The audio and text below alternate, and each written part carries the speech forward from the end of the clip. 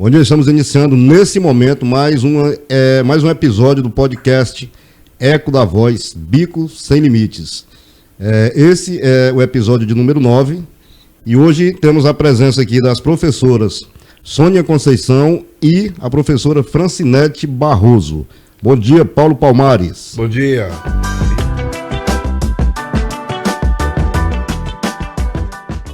Hoje nós estamos recebendo aqui na nossa bancada duas importantes figuras, porque são, além de mulheres, professoras, né? Então, não quero dizer que um é maior do que o outro, mas são duas figuras extremamente importantes na nossa sociedade, principalmente os professores e aqueles que levam para nós a educação. Nós estamos recebendo a professora Sônia Conceição e estamos recebendo a professora Francinete Barroso, né? E esse é um mês consagrado pela ONU na década de 1970 como o mês internacional da mulher, mas eu acho que o Dia da Mulher é todos os dias, né? Todas as horas e todos os momentos, entendeu? E aqui a nossa conversa nós vamos abordar assuntos muito próximos de nós, né? A questão das mulheres, propriamente dito, nessa sociedade machista, misógina, patriarcal, entendeu? Que infelizmente tem que conviver, mas tem que ir ensinando, né? Que não é fácil, principalmente hoje, que as mulheres cada dia mais se impõem dentro do cenário, né? E a questão também da negritude, né? Que estamos aqui, nós brasileiros temos nossas raízes fincadas na mama África, né? Não tem para onde correr, mesmo que não goste das coisas da África, mas come a comida africana, ouve as músicas com os tambores africanos e não tem para onde correr. Eu gostaria primeiro, começando com a professora Francinete, que ela se apresentasse. Quem é a professora Francinete? Então, boa tarde. Eu agradeço ao convite, Paulo. É um momento assim, de muita importância, né? Esse diálogo, essa conversa, né? Desse empoderamento feminino, dessa necessidade mesmo de falar sobre o que é ser mulher, o papel da mulher, né? A mulher negra, esse contexto de vivências. E no ensejo eu cumprimento aqui minha caríssima colega, professora Sônia, né, por estar nesse momento dividindo aqui esse diálogo, né, espero que nós tenhamos assim, um diálogo muito profícuo, né, muito que traga contribuição para quem esteja ouvindo. Então eu sou a professora Francinete Barroso, né, sempre me identifico assim, porque para mim a profissão de professora, ela é muito cara, ela é muito valiosa, ela representa toda a minha história, toda a minha construção, e em levar esse legado do conhecimento para os meus alunos, né, para aqueles que dependem também desse repasse do conhecimento. Então, eu sou professora há mais de 20 anos, aqui no Manuel Vicente, né, na Escola Estadual Manuel Vicente. Tive uma trajetória também pela Escola La Salle, bem no início.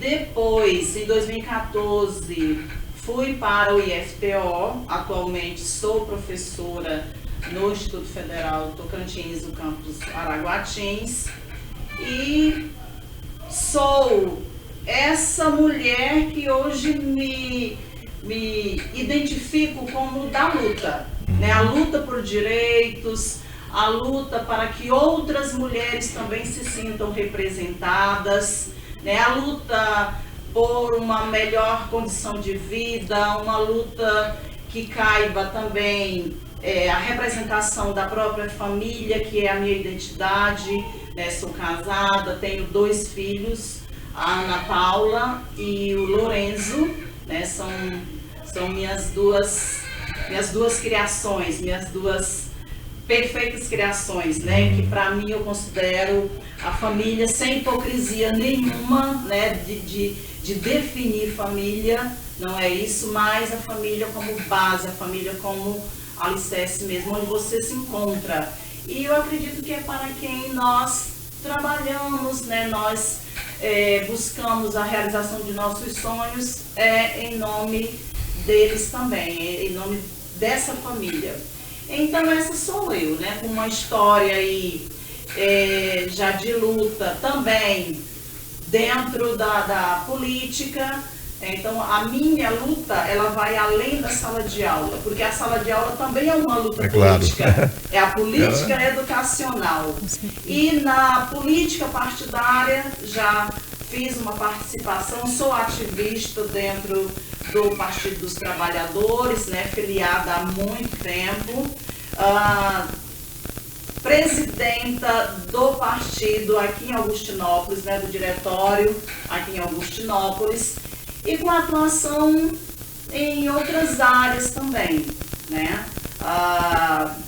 Tenho na minha vida profissional, para chegar ao que eu sou hoje, fiz minha graduação, né, aí com muita luta, a luta que representa nós mulheres aqui do Bico, que se pensar há 20 anos atrás, o que seria estudar aqui no Bico do Papagaio, você fazer uma faculdade, isso era um trabalho hercúleo, né? Era um trabalho assim mesmo que você se desprendia muito para conseguir. Então fiz uma faculdade, com muita luta também, fiz um mestrado, que eu acredito que é a luta da professora também, né, Sônia? Fiz um mestrado aí na Universidade Federal do Tocantins, trabalhando, estudando, fiz um doutorado. Então, é um conjunto assim, de conquistas, e essas conquistas, elas me identificam nessa minha trajetória, e essas conquistas também, eu sempre digo assim, eu devo a uma rede de apoio, porque nós precisamos dessa rede de apoio, e essa rede, ela acaba sendo a própria família, outras mulheres com lutas semelhantes, outras mulheres que eu acredito que para as quais eu também sou inspiração. Então essa é a minha vivência. Essa é a Francinete. Essa é a Francinete Barroso. Também esposa, dona de casa, avó. Mulher, como nós temos aí o termo, né? A mulher que tem uma multiplicidade de tarefas. Né? Nós não somos simplesmente o único eu, né? Nós somos vários eus aí representados nas nossas lutas, nas nossas atividades múltiplas. E a professora Sônia Conceição.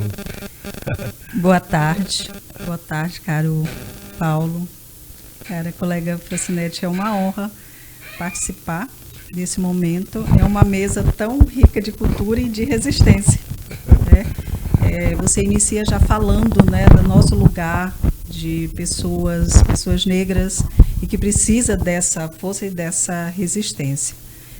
Eu sou a mulher negra de tom de pele clara, mas que assume a sua identidade étnica e política enquanto mulher de um movimento negro, mulher do movimento feminista, de coletivo de mulheres que luta e defende os direitos, né, dessas mulheres. Também educadora e educadora antirracista, de passagem eu faço questão de dizer, porque a gente precisa se posicionar, né? Fazer educação é fazer uma educação para libertar, para trazer essa liberdade. E ser educador e educadora antirracista precisa ter muita coragem, né? Claro. Então eu sou desse lugar, eu sou educadora da área de humanas, na cidade de Praia Norte há mais de 24 anos, do ensino fundamental e ensino médio. Hoje eu estou só no ensino médio, voltei a uma das primeiras casas, que é a Genésio Gomes, no qual você esteve conosco nas nossas primeiras atividades pedagógicas de combate ao racismo, né, Paulo? E eu quero voltar lá, viu? E com certeza, certo. Iremos convidá-la. E também sou esposa, mãe, e, como disse a nossa colega aqui, com essas inúmeras multiplicidades, né, de funções, porque nós somos formadas nesse fazer. E como foi dito também por você, a coletividade nos nos identifica, né? Porque essa luta, ela realmente ela não é uma luta isolada, ela é uma luta coletiva, é uma luta que se faz junto, no conjunto. E lutamos por mulheres da atualidade, mas muitas mulheres antes de nós lutaram, e nós lutamos por elas também. Porque elas deixaram o seu legado. E outras, nós precisamos deixar. Outro, né? Exato, nós precisamos deixar a nossa parcela de contribuição nessa luta para que outras possam vir. Porque muitas lutaram antes de nós. Né? Eu vou falar uma frase de um escritor norte-americano, Alec Baldwin. Ele tem uma frase que ele diz o seguinte: nem tudo pode ser mudado, mas nada será mudado se não for enfrentado. Com certeza. Né? Então esse enfrentamento que todos nós temos no dia a dia, nós que viemos de uma sociedade, de famílias humildes, carente, economicamente falando, com dificuldade de tudo, é um enfrentamento diário de tudo, constante, né? Então, essa digamos assim, é a identidade antes do RG nosso. Antes do RG é nossa identidade diária. Porque não adianta, quando alguém diz para mim assim, não, esse negócio eu não vejo que tem racismo nisso, eu não vejo que é assim, eu não consigo entender desse jeito. Aí eu digo o seguinte: você sabe quando você me fala isso, nas entrelinhas do que você me fala, é como eu disse assim, não, fica quietinho, não briga não discute, deixa a chibata suar no lombo devagarzinho e deixa voltar para a escravidão de boa, não reclama não, né? Como se reclamar não fosse o nosso direito. Se nós que somos pessoas negras ainda sentimos no lombo as chibatadas, né? Com certeza. E Paulo, como você traz esse contexto, né? Eu acredito sim que nós todos os dias nós fazemos essa reflexão com os filhos, com os netos, que eu também sou avó da Maia, né? Então já tenho uma netinha, e eu fico pensando assim, qual é o mundo que a Maia vai viver? Qual o mundo que meus filhos vão continuar essa sua vida, né? Que mundo é esse? Porque nós estamos tão envolvidos dentro de um contexto que tem um racismo que não é velado. Eu não concordo que seja um racismo velado, né?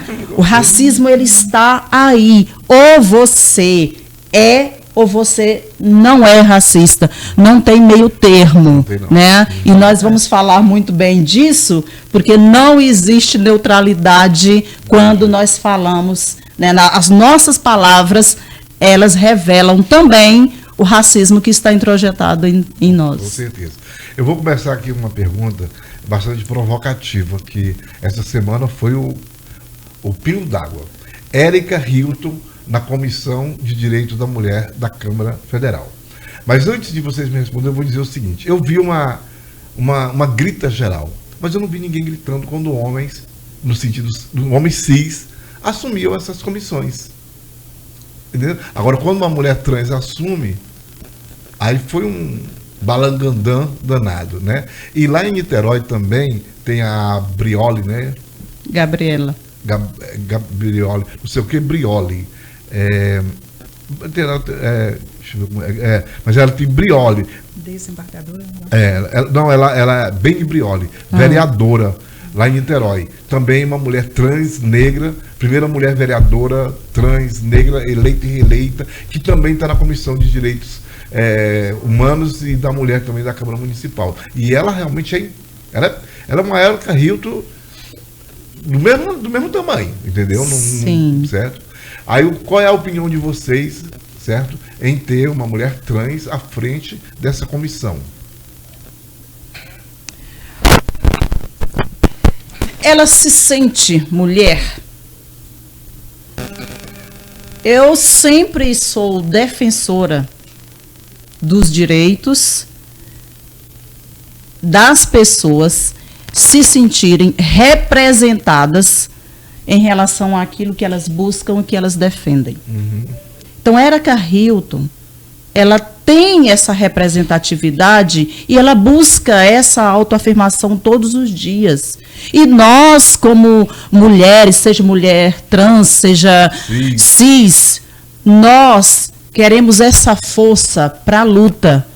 Então, não cabe a nós dizer o que o outro deve ser. Então, Essa análise que eu faço, né? Vi esse burburinho todo aí, porque esse discurso, então vamos analisar sob o viés do discurso. Ratinho. Isso. Esse discurso é um discurso que está carregado da misoginia. Não é porque é a mulher trans, não é por isso. É porque está a palavra mulher. Porque quando é o homem, como você bem falou, ninguém quer saber se esse homem, se é hétero ou não, ninguém quer saber, né? A representação da mulher, ela traz essa carga de negatividade em desconstruir. Então, na verdade, é uma desconstrução, é uma tentativa aí desse mundo perverso, desse olhar perverso, que já olha para a mulher com o papel da desconstrução. Não é porque a Érica Hilton, é qualquer uma que fosse ali, procuraria também uma forma de desconstrução dessa mulher. Assim como eles desconstroem Sâmia Bonfim, porque dizem que colocam lá a questão da obesidade dela também em xeque, né? Também evidenciam a questão da obesidade da Sâmia Bonfim. Então, são discussões que elas não se sustentam quando nós temos assim um viés progressista e queremos uma sociedade melhor. É um discurso preconceituoso, é um discurso que tenta se impor para desconstruir qualquer uma que se coloque defendendo a pauta mulher. Eu diria, reforçando, né, a fala da colega, que nós temos aí narrativas que são interseccionais. Ela é mulher, ela é negra e ela é trans. Então, ela traz aí um arcabouço de lugares, né, de falas e de lugares que ela está se posicionando, e a sociedade insiste em discriminar. Então, por ser mulher, por ser negra e por ser trans, ela vai sofrer todas as discriminações possíveis. E nós, como muito bem dito aí no início por você, nós somos uma sociedade de estrutura patriarcal.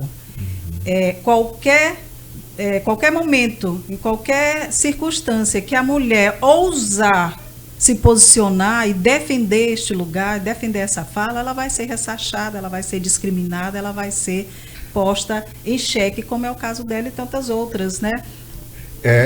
Assim, eu acompanho a carreira da Érica Hilton, né? E acompanho a carreira de outras mulheres trans Brasil afora, e de outras pessoas negras que eu acompanho, pessoas de luta, né? E eu vejo o seguinte, por exemplo, a Érica Hilton e a Duda Salabert, né? Elas falam muito mais em nome das mulheres do que as mulheres cis que eu vejo dentro do Congresso. Eu vejo elas muito mais aguerridas, porque quando elas falam de mulher, elas não falam de uma mulher trans, elas falam da mulher plural, em todos os sentidos. Sim. Entendeu? Exatamente. Que tem a útero, que não tem, que menstrua, que não menstrua, para usar um termo meio chulo, que tem bilau, que não tem bilau. Ela está ali para defender essa pauta feminina. E a Érica, por ser uma mulher negra, no caso a Beni Brioli, também por ser uma travesti, lá na Bahia tem a Gabriela também, que é uma travesti química, entendeu? Lá em Natal tem a Tabata, entendeu?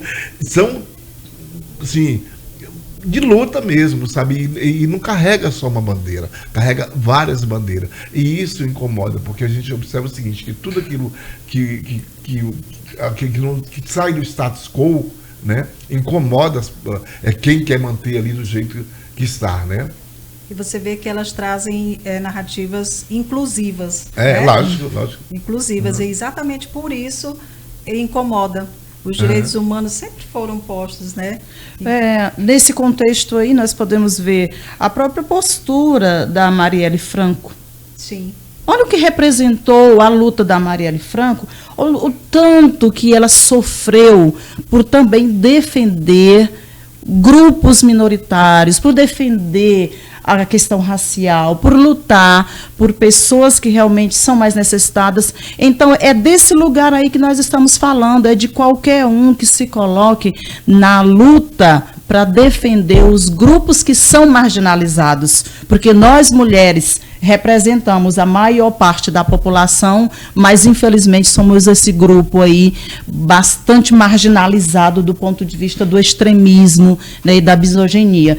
Então eu comparo muito assim a luta dessas mulheres e a tentativa de silenciamento, assim como fizeram com Marielle e que farão assim com a possibilidade de fazer com outras que se aventurarem, né, a estar nesse lugar, nesse questionamento, nesse enfrentamento, nesse embate, defendendo a pauta feminina.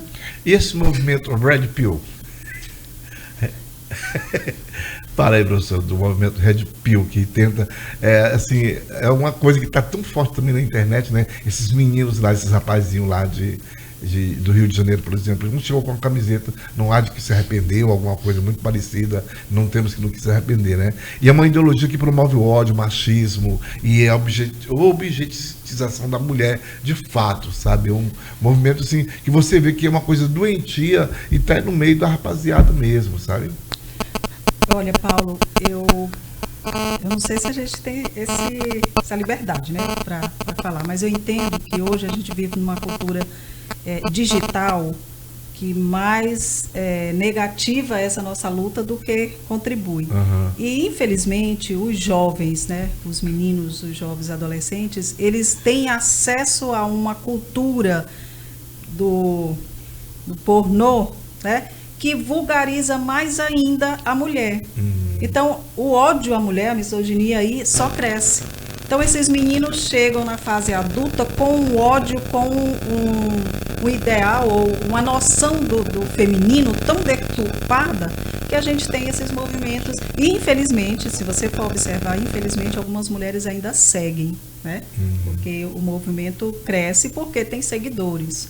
Mas eu entendo que assim, fazendo uma leitura muito, eu diria, por alto, para não dizer superficial, mas eu vejo com esse olhar, porque a gente às vezes não tem tempo também para acompanhar tantas demandas, tantas discussões que está aí no mundo virtual, né? Mas eu vejo por esse lado. Os meninos estão com esse entendimento porque estão tendo acesso a uma cultura digital muito precocemente e ainda de forma deturpada. Eu percebo a sociedade da seguinte forma: um adolescente, ele representa o mundo em que ele vive. Sim. Eu não estou aqui culpabilizando os pais especificamente, mas as atitudes não se dão fora de um contexto. E o contexto desses rapazes, o contexto em que um grupo se organiza para violentar um corpo feminino, e nesse escopo assim, de discussão, eu lembro uma música da Elza Soares, quando ela fala especificamente assim da carne. A carne negra, a carne mais barata. E trazendo essa analogia aí da carne negra,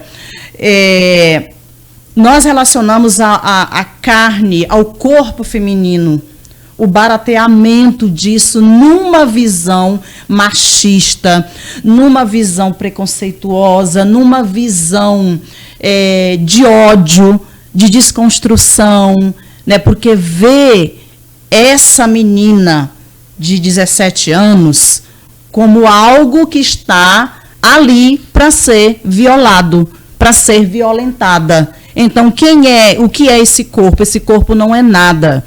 Esse corpo é um brinquedo que que serviu ali para alimentar, né? Alimentar aquele comportamento que para eles era um comportamento naturalizado, até porque já fazia parte assim de outras ações já tinham sido cometidas, né? Então, quando eu falo que nada acontece fora de um contexto, é preciso buscar quem foram essas crianças, né, esses adolescentes, com certeza aí vem de uma cultura, vem de uma vivência de desrespeito à mulher, que não é de hoje. A vida deles tem alguma representação de desrespeito à mulher, que não apenas se configura agora, mas um desrespeito que a própria criação pode ter, sim, pode ter a ver com isso.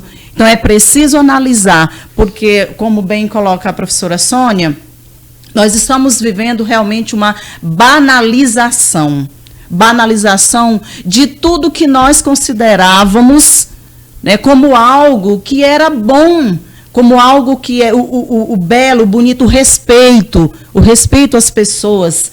Isso está numa banalização, né, isso passa por uma banalização, uma desconstrução que nos assusta. O campo da educação, principalmente, eu como estou todos os dias lidando com adolescentes, e muitos adolescentes ali passam por mim, né, durante o ano letivo, eu vejo esse crescer deles e sempre analisando onde estão as brincadeiras, né, como essas brincadeiras estão impactando a vida de alguém, estão impactando a vida de uma menina, como eles se relacionam com esse outro, com o gênero oposto, né, com a mulher, qual é a forma de respeito que se tem.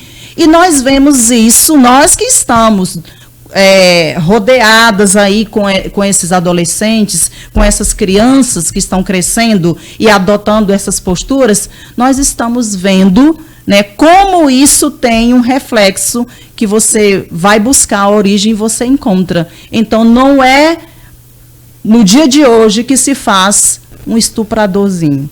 Não é. Isso tem uma construção que é preciso buscar qual é a origem disso. Tem uma violência no próprio seio familiar. Então, todas essas causas precisam ser estudadas, né? Precisam ser buscadas para responder essa sociedade que nós estamos vendo aí. A gente sabe que a escola, não é papel da escola dar esse tipo de educação moral. Isso é papel da família. A escola está lá para ensinar matemática, português, química, mas muitos pais acham que os professores estão lá para também dar essa educação. E não dá. Porque é lá em casa que você aprende a respeitar, aprende a limite, aprende uma série de coisas. E como que a escola hoje lida com situações dessas? Porque eu tenho certeza que vocês devem identificar, olha, aquilo ali tem pai e mãe, aquilo ali sabe? Eu acho que vocês como professores devem identificar essas criaturas dentro da escola, aqueles que têm um perfil que não tem um pai ali que presente no sentido lato da palavra, é aquele que tem pai e mãe meio que ausente. Vocês identificam isso e como que a escola lida com isso?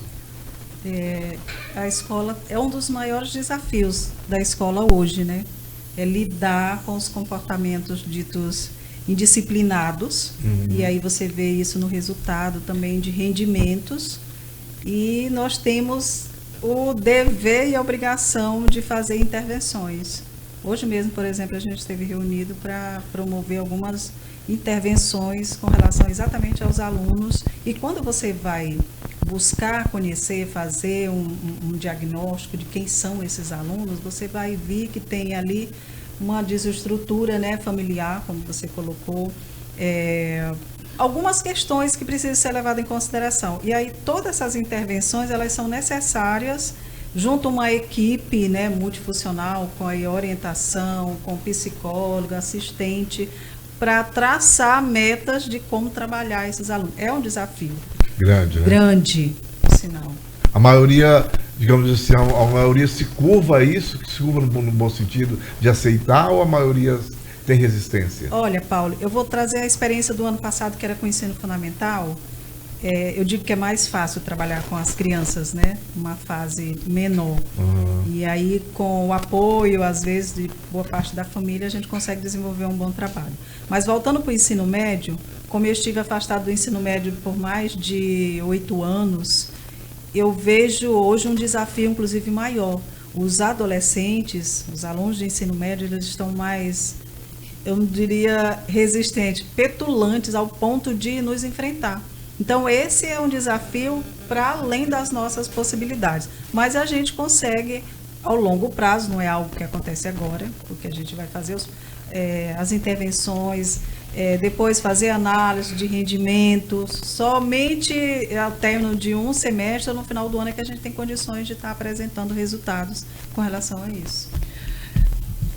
A escola, de fato, ela não tem a responsabilidade dessa educação que é basilar e que cabe à família. Ela realmente não tem, né? É a educação de princípio. Isso. A educação que tem de ensinar a pedir por favor, a dizer com licença, a dizer obrigada, a respeitar o que é do outro, assim como você quer que respeite o que é seu. Essa educação, ela é, de fato, exclusiva da família. Mas, quando isso não acontece, cabe à escola intervir. É o que a professora Sônia pontua muito bem. A escola, ela não pode fechar os olhos para isso, porque nós lidamos com pessoas.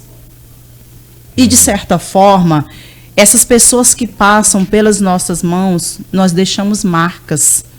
Marcas na sua educação.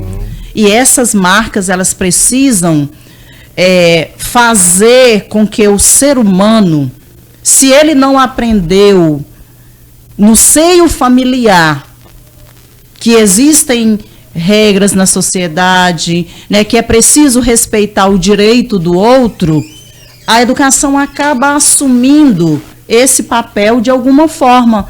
Nós não podemos silenciar diante disso. Então, diariamente, nós estamos vendo sim, esses comportamentos, e a escola ela busca essa ajuda com esse papel multifuncional que ela tem, né, com os psicólogos, com o orientador educacional, o professor, que é quem primeiro vê isso dentro da sala de aula, né, e aí vai acionar essa equipe multifuncional para ver o que faz com esses comportamentos. Mas nós não podemos nos eximirmos disso. Né? É um papel nosso também. Certo. Todos os dias, nós temos aí, nas nossas reuniões, comportamentos de pessoas realmente que não querem aceitar, né? Que não aceita que o seu filho realmente ele tem esse comportamento. Não, meu filho ele não faz isso, faz. O seu filho ele faz. Eu me lembro agora de uma matéria no Fantástico, né, dos filhos quando estavam longe dos pais e os pais não queriam acreditar que aquele era seu filho tomando aquela atitude. Então ele é seu filho.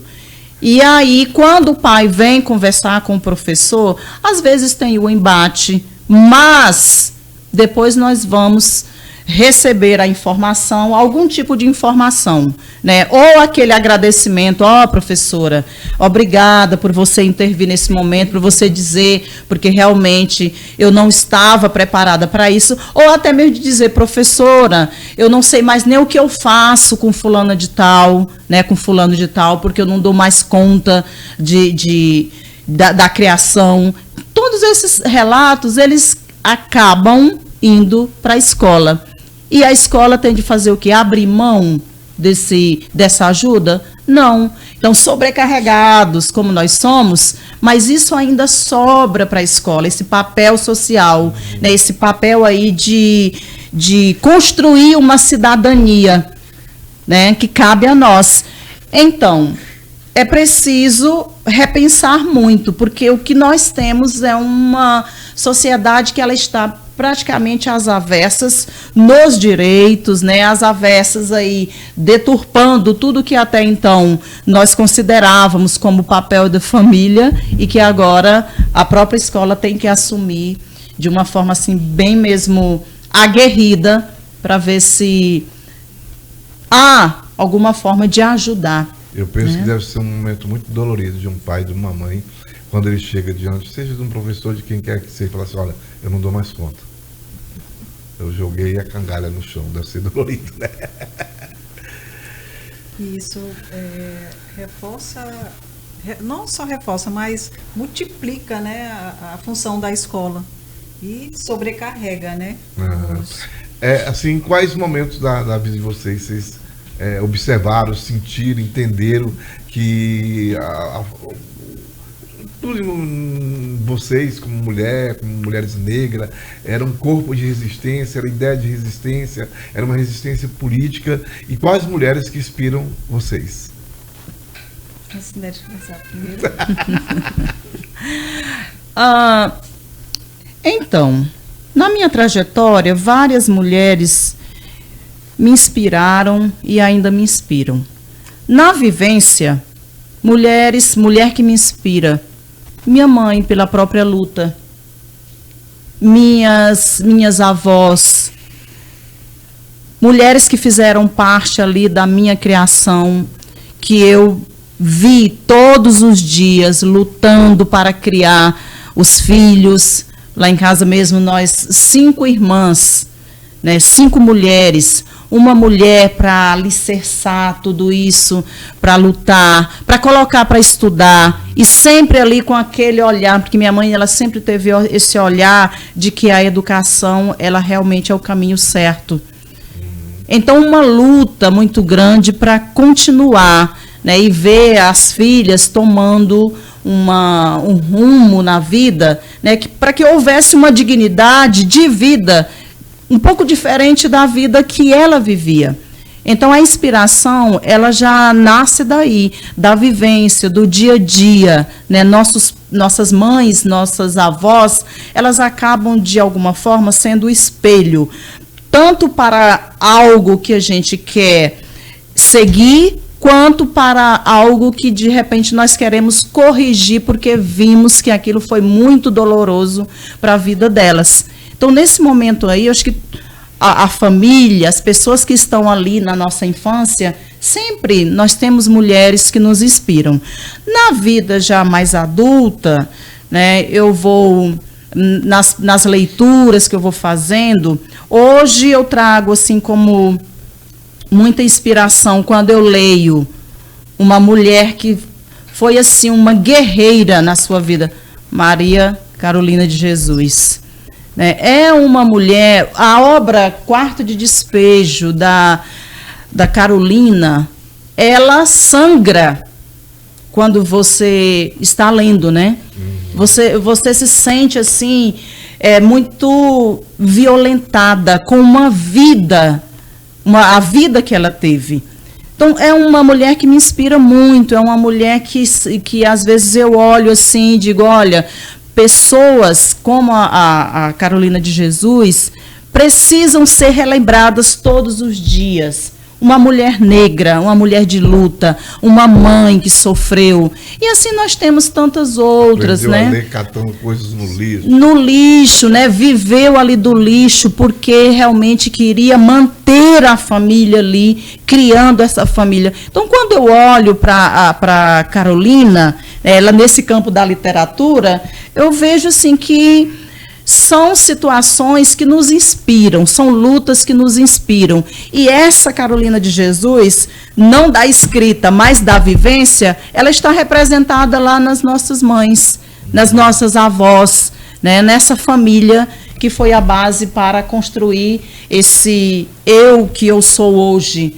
Né? Essa mulher de luta, essa mulher forte, essa mulher mais aguerrida, essa mulher que todos os dias tem de ter a coragem de dizer não para muitas coisas, porque esse mundo, ele traz uma carga muito pesada para nós que somos mulheres.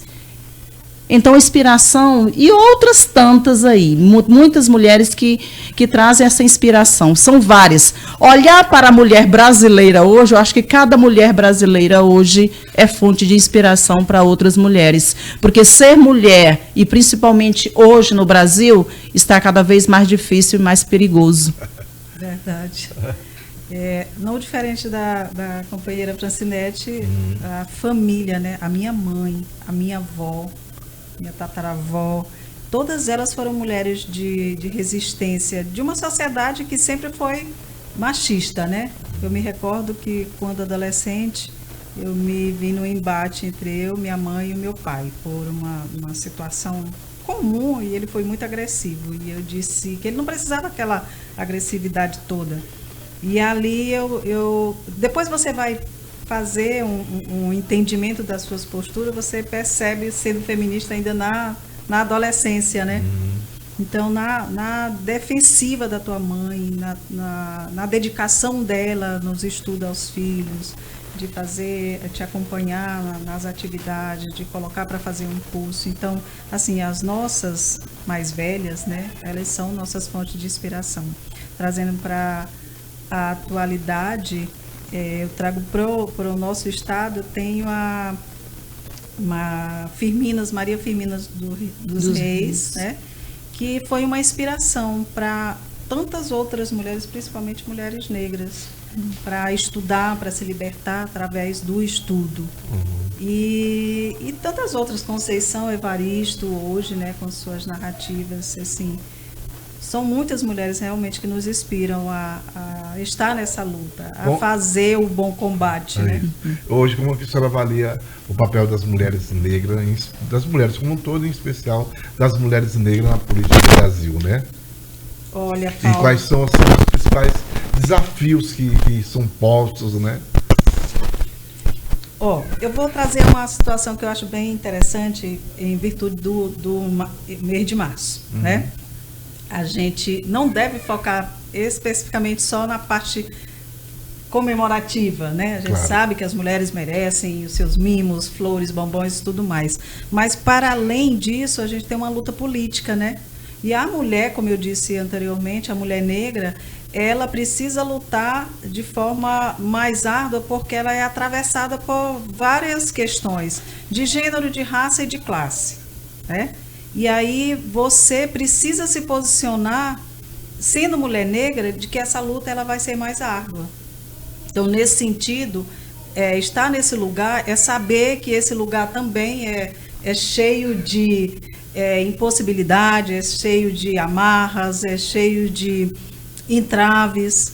Então, eu trago essa reflexão. Para nós, mulheres e mulheres negras, a luta é mais árdua, né? E foi negado aí uma série de situações. Até a gente colocar que a mulher negra é mais forte, é tirar ela do lugar de não ter direito ao descanso, né? Colocar a mulher negra, ela é forte. Então, fica aí evidenciado a mulher negra burro de carga, que aguenta tudo, e aguenta tudo sozinha, porque historicamente também essa mulher, né, ela se formou, ela cresceu e cuidou da família sozinha. Então, são vários desafios, né, para essa mulher.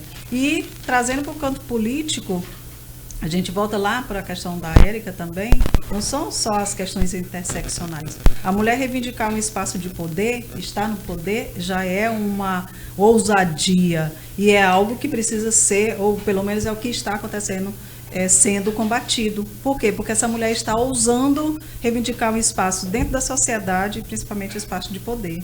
E sendo negra? E sendo negra, né, a ousadia tripla, quádrupla, né?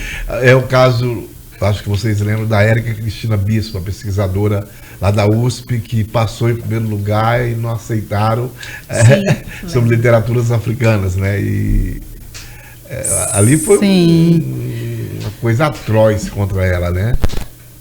Sim, com certeza.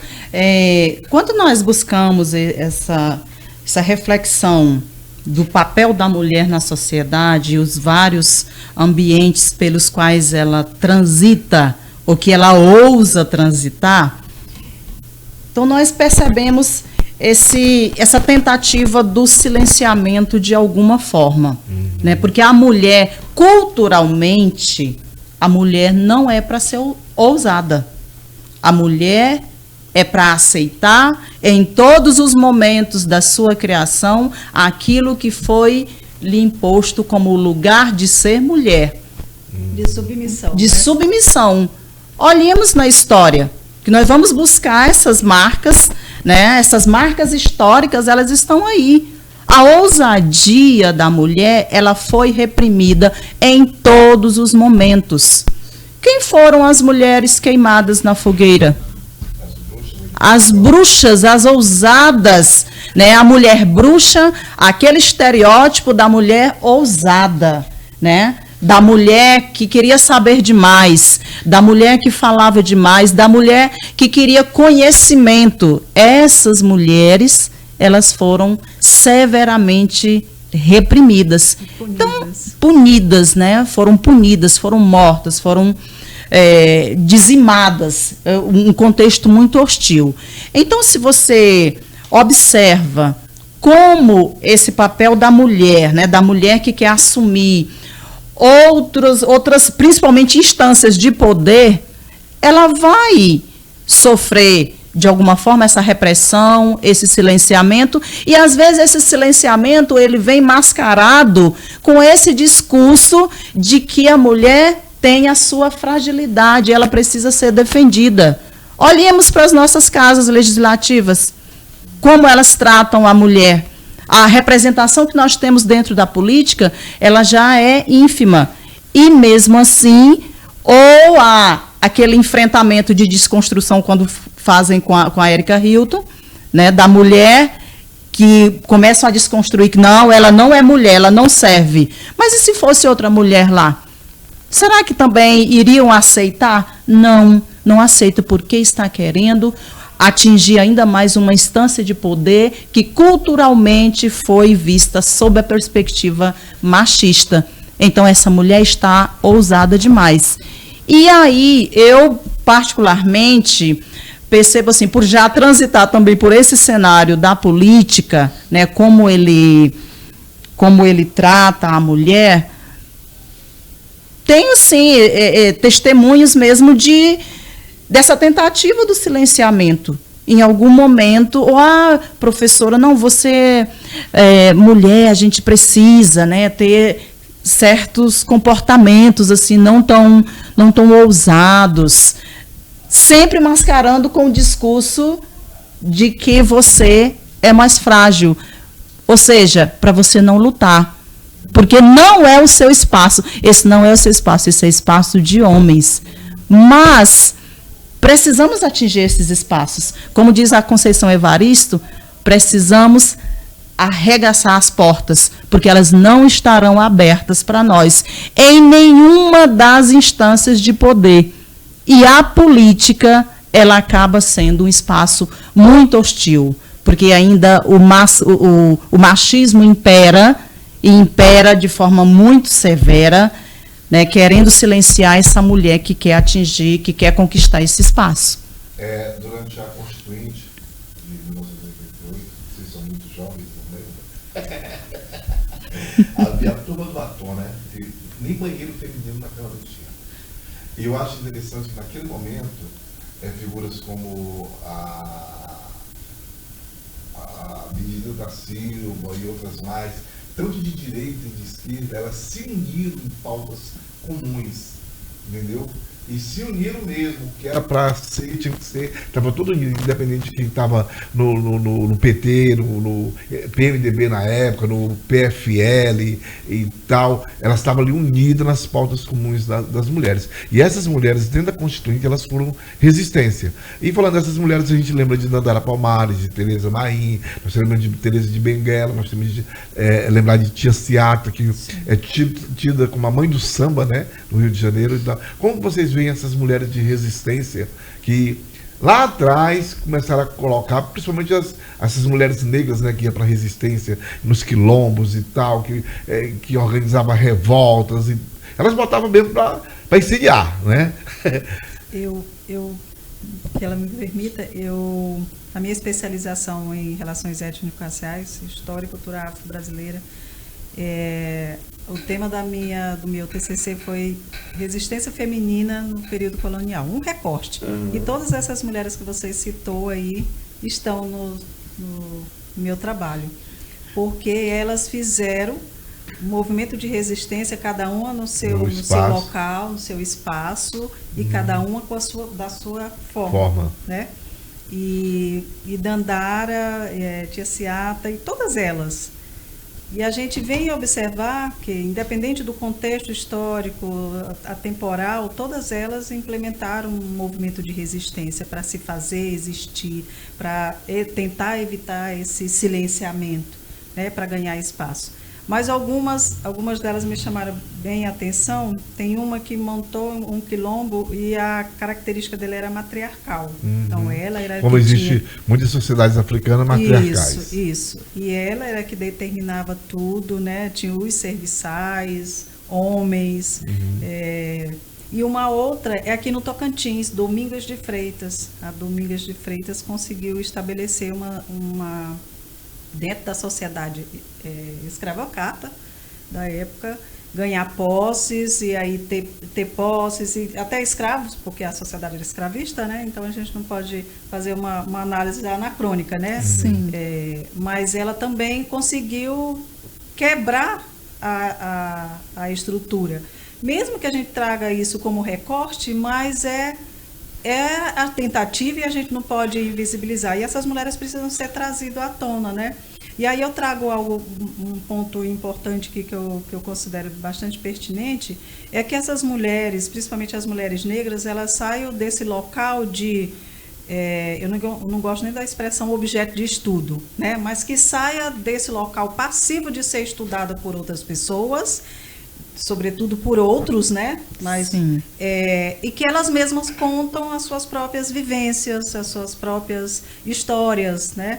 E como diz a Conceição Evaristo, né, que é a criadora dessa expressão, escrevivência, que as mulheres possam contar as suas vivências, possam contar as suas trajetórias e as suas lutas, né?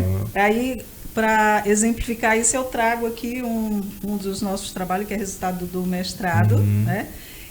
Onde mulheres negras, educadoras, trabalhadoras da educação, elas contaram nas suas narrativas as suas experiências como educadoras negras, né? E aqui a gente faz um recorte de quais desafios elas passaram, quais problemas por ser mulher e por ser negras elas enfrentaram dentro do espaço educacional. Então, eu penso que esse movimento de resistência, esse lugar de resistência por ser mulher negra, ele advém de muito tempo, né? E todas elas fizeram, né? E aí, por isso que a gente diz, a gente luta por as que lutaram antes da gente, porque deixaram aí o caminho já encaminhado, né? Já deixaram aí a sua parcela de contribuição, e por isso que a gente está aqui também deixando a nossa parcela. São dois pontos que eu gostaria de comentar sobre o que a senhora falou e depois vocês comentam, né? Quando eu estudei, a ideia que sempre a gente tinha da gente mesmo e de África era que era digamos assim, não era nem um submundo, era uma coisa assim que não tem nem palavra que pudesse caracterizar, né? E a gente vai estudando, valendo, e a gente vai descobrir o que é a África, que é um mundo de grandes reinos, que teve grandes impérios, muitas riquezas, inclusive o homem mais rico do mundo que já surgiu era do Império do Beni, que era o Musa Mansa, né? Isso. Muito, ixi, o cabra aí da Starlink não chega nem nos pés, né? E ele era tão rico que ele foi fazer uma visita, parece que no Egito, ou Israel, e ele saiu distribuindo ouro. Quando ele passou pelo Egito, ele distribuiu tanto, ele causou uma inflação fora do comum, entendeu? E assim, era de muitos impérios e tal, mas não eram impérios bélicos como quando os colonizadores chegaram, né? E terminaram destruídos, né? É um ponto, né? Pra gente fazer essa observação que não é só na Europa que tem reis e rainhas. Lá também nós tínhamos, né? E talvez o maior império do mundo antigo é o Egito. E muitas vezes o Egito é vendido pra gente como um lugar branco, que não é na África. Para você entender que o Egito é na África, você precisa, às vezes, ter que quebrar um paradigma dentro da tua própria cabeça. Cara, o Egito é na África.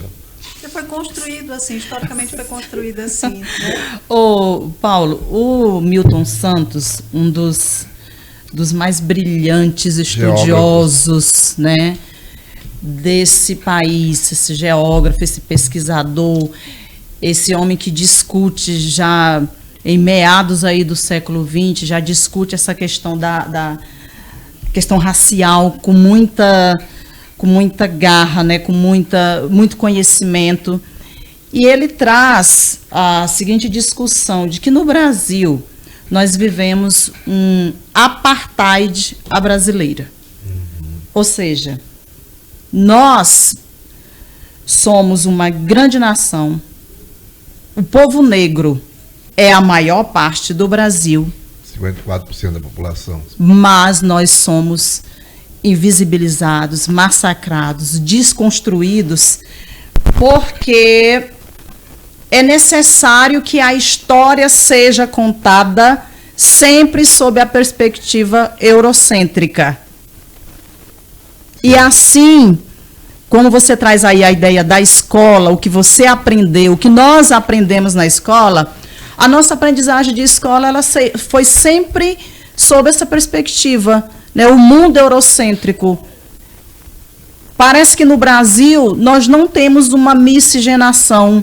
Todos os dias nós precisamos reafirmar que o Brasil é um país miscigenado. Quando eu olho para a minha aparência, eu preciso me encontrar e eu preciso defender todos os dias essa minha identidade de mulher negra, de mulher que tem os traços indígenas estampados aqui no meu rosto, né, na minha fisionomia. Então, todos os dias eu preciso defender quem eu sou nesse mundo, ter consciência de quem eu sou nesse mundo.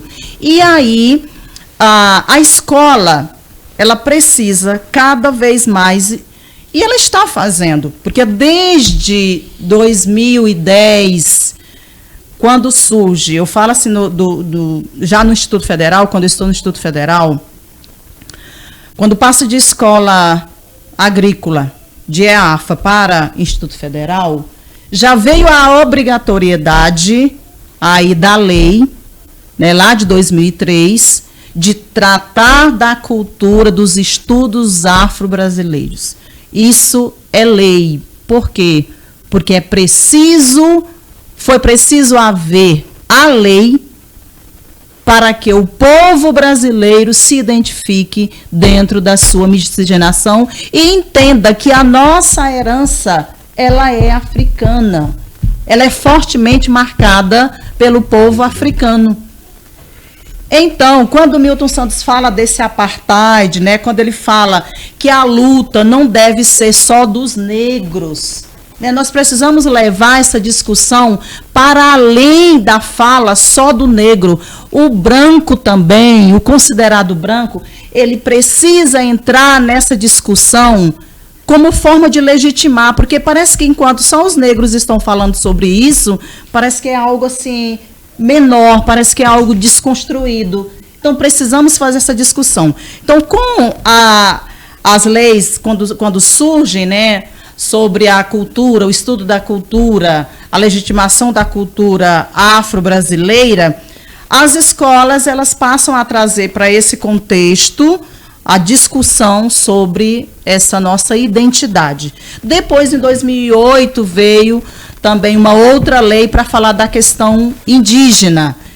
Então, o que é o Brasil? O Brasil é um país que foi invadido pelo europeu e que foi, de certa forma, aí um massacre, primeiro para esse indígena que já vivia aqui, e depois acharam um pouco o indígena entrou mais saiu do litoral, né, os que sobraram saíram do litoral e foram mais para o centro do Brasil, então foi preciso buscar o negro para escravizar com mais força ainda.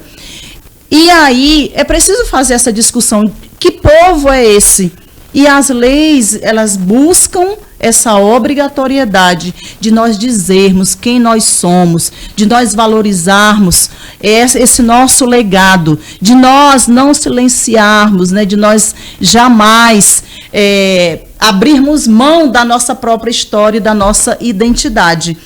E no IFTO, quando eu cito o IFTO, é porque nós trazemos, a professora Sônia já até participou de eventos lá, né, as leis, com elas surgem os NEABIs, que são os Núcleos de Estudo Afro-Brasileiro e Indígena. Né? Primeiro, em 2003, o NEABI, e o estudo da identidade afro-brasileira. Em 2008, também entra indígena.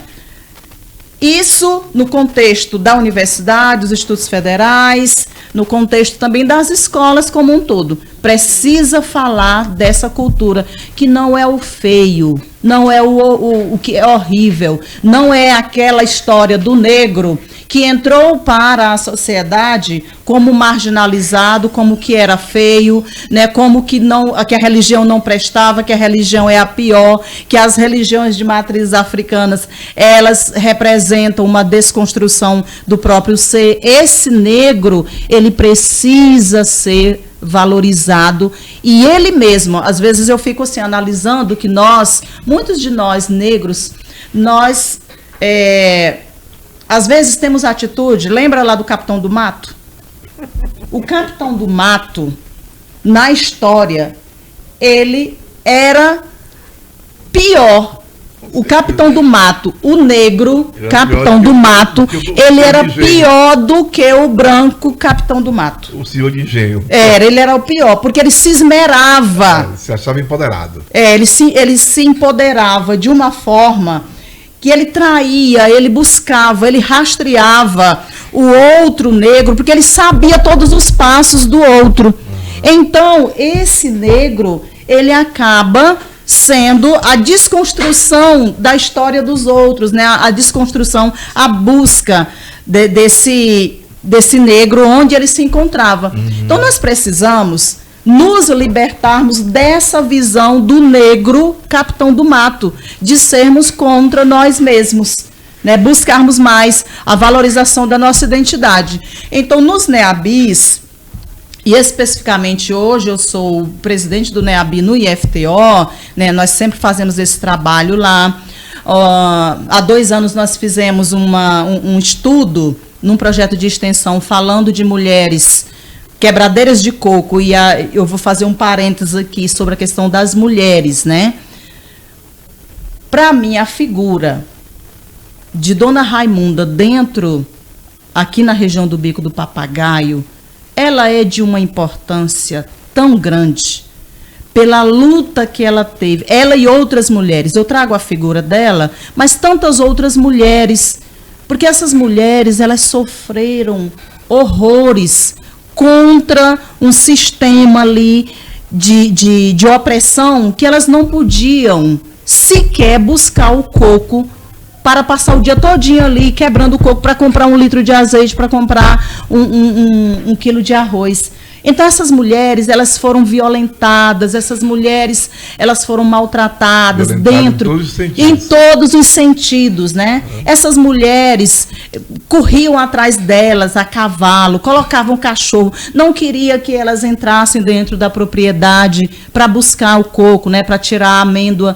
Então, a realidade de Bico do Papagaio, ela traz histórias que são histórias muito importantes para essa construção de nossa identidade de mulheres negras do Bico do Papagaio.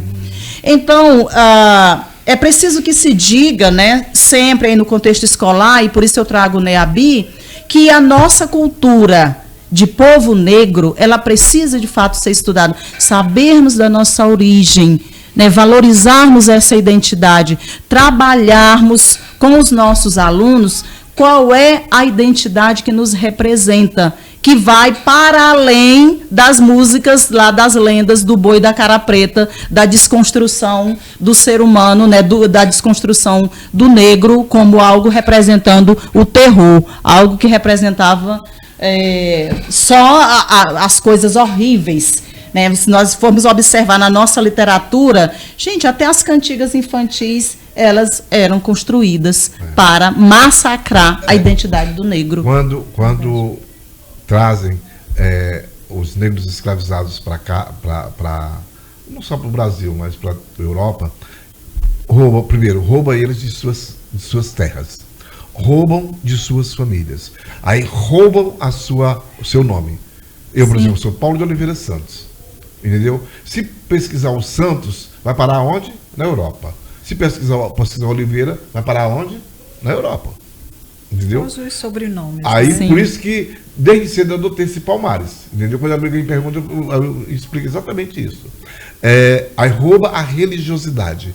Porque aí eles demonizam a religião, qualquer religiosidade africana. Né? Esses dias eu me chamaram para fazer uma palestra sobre o direito de existir. Aí eu comecei perguntando, quem somos nós? Aí eu começo lá com O Homo sapiens surgiu há 300 mil anos atrás, e se misturou com o homem de Neandertal e tal, e tal, e tal. Aí eu falei assim, aí eu vou chegando aqui no Brasil. Quando chegou aqui, encontrou com os indígenas e os europeus que invadiram, trouxeram os africanos. Aí quando você fala, por exemplo, dos mitos gregos, nórdicos, Thor, Zeus, Diana, não sei o que, então, todo mundo acha bonito. Quando você fala de Oxóis, Oxalá, Obotalá, Obatulatá, Iansã, é coisa do demônio. Aí quando me diz para mim, eu pergunto assim, você já foi no terreiro de Candomblé? Não, lá não se fala em demônio. Agora entra dentro de uma igreja. Que o demônio, que não sei o quê, que Satanás, não sei o quê, que o capeta, não sei o quê. Eu vou num boteco aqui em Augusto Lopes, não vem ninguém falando de demônio. Entra na igreja e tá fala de demônio. Tá bem que o pastor aqui já falou de demônio. Dizendo assim, é meu irmão biológico, sabe? Parece que tem um culto ao demônio. Parece que eles cultuam mais o demônio do que propriamente Jesus. Sim. E quando você, para muitos, vou dizer para muitos, quando você leva a mensagem que está lá na Bíblia, no Novo Testamento, a mensagem de Jesus, de amor, disso, daquilo, aí é coisa de comunista. Sim. Olha, Paulo, eu acho impressionante. Tão pertinente ela trazer a questão das leis. Por quê?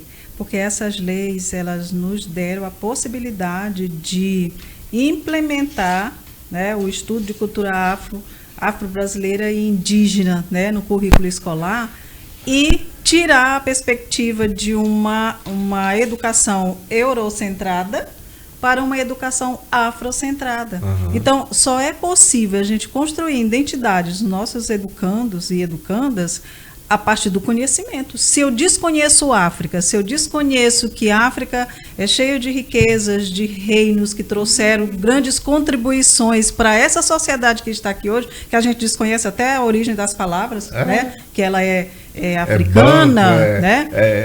E tantas Yorubá. Outras, né? Como é que eu vou valorizar? Como é que eu vou me espelhar?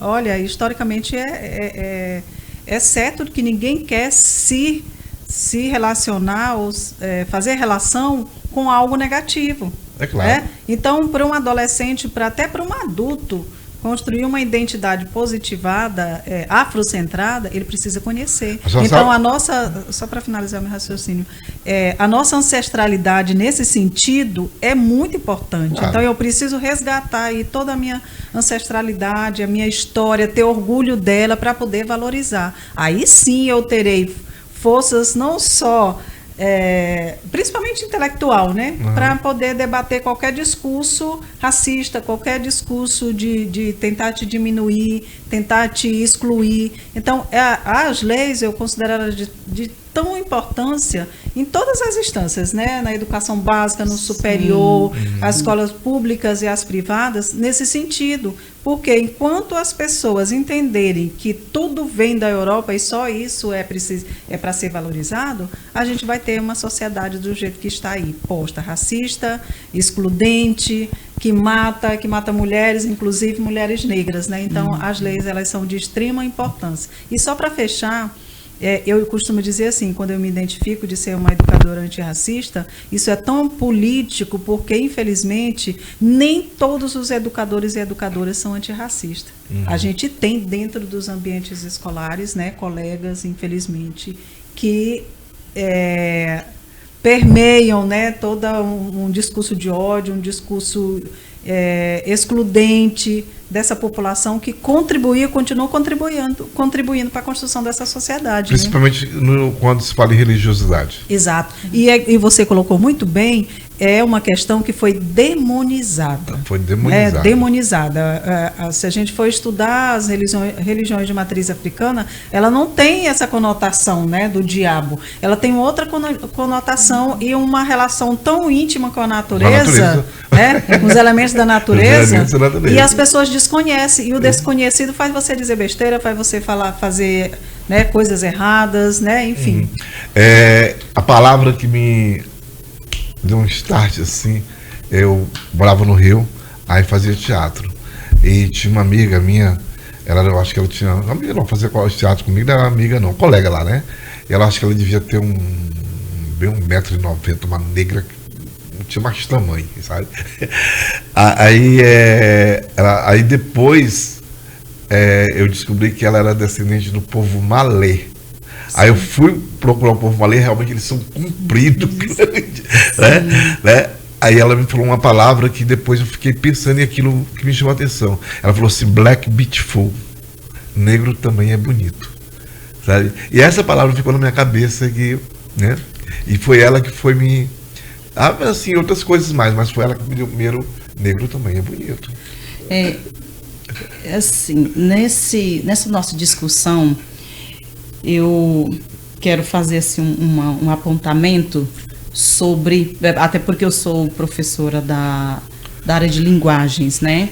Então, minha formação toda na área de linguagens e nos estudos da linguagem, eu sempre trago para dentro das minhas aulas essa intersecção com os estudos da racialidade, né, como um dever social mesmo, para além da mulher negra que eu sou, né, como uma pessoa, uma cidadã que valoriza a sua cultura, que valoriza o seu local, né, que valoriza a sua identidade. E aí eu trago a reflexão sobre a perspectiva da própria ideia do letramento, que é o que nós estamos discutindo. Que nós estamos discutindo aqui já, né, entrando nessa valorização de quem nós somos. Então, o letramento, e aí o letramento ele surge como essa discussão mais ideológica da valorização mesmo, né? Não aquele letramento, pegando na origem o que é o letramento. Dentro dos estudos linguísticos, ele surge aí como uma discussão de como a leitura e a escrita vão servir como prática social valorada do próprio ser. E dentro desse estudo do letramento aí, que é um estudo do Street, lá em Londres, isso lá pelos os anos 80 ainda, meados do século XX, nós vamos ter na sequência, o próprio Street fala desse letramento, que não precisava ser mais o letramento mesmo só voltado para o autônomo de a palavra vir neutra. Então não precisa mais a palavra não deve ser neutra. A palavra ela é carregada de ideologia, ela é carregada de sentidos, ela é carregada de significados. Dentro desse estudo é que surge, a partir dos estudos de Street e outros estudiosos aqui, como a própria Magda Soares, que fala de letramento no Brasil, surge essa ideia do letramento racial. Também aí a partir de uma estudiosa lá dos Estados Unidos, né, que é a antropóloga Frances Twain, ela estuda essa questão do letramento racial e depois vem para o Brasil fazendo essa discussão de que, sob a perspectiva do letramento racial, é preciso estudar essas posturas de não sermos, nós não podemos ser mais só contra o racismo, nós precisamos ser antirracistas. Claro. A sociedade ela precisa ser antirracista. Por que eu estou trazendo isso dentro da teoria?